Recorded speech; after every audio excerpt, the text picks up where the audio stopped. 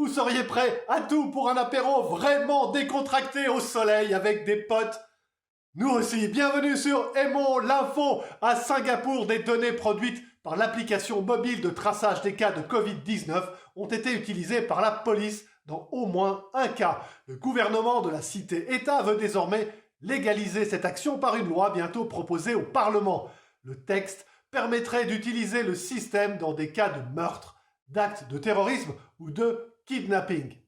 La police doit avoir les outils nécessaires pour traduire les criminels en justice et protéger la sûreté et la sécurité de tous, a assuré un ministre. Près de 78% des Singapouriens utilisent l'application de traçage officielle et son usage pour entrer dans certains lieux comme les supermarchés pourrait bientôt devenir obligatoire. Toute autre chose pour continuer, quelle tête feriez-vous si vous étiez multimillionnaire mais que vous ne puissiez accéder à votre fortune? C'est le cas de nombreuses personnes ayant investi dans le Bitcoin.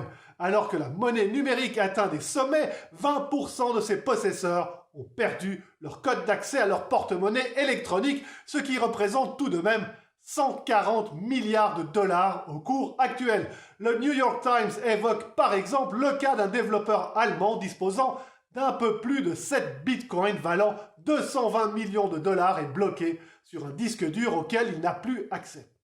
Enfin, parmi les innombrables objets connectés qui nous entourent, le masque de protection anti-Covid manquait encore à l'appel. Ce manque est désormais comblé. Razer a en effet présenté une version transparente de l'accessoire, illuminée par des DEL, dotée d'un système de filtration actif, d'un stérilisateur d'air par UV et même d'un amplificateur de voix. Il est bien entendu gérable par une application à télécharger sur votre téléphone portable. Après ça, pourquoi acheter une Ferrari qui, elle, restera au garage? Quant à vous, prenez bien soin de vous.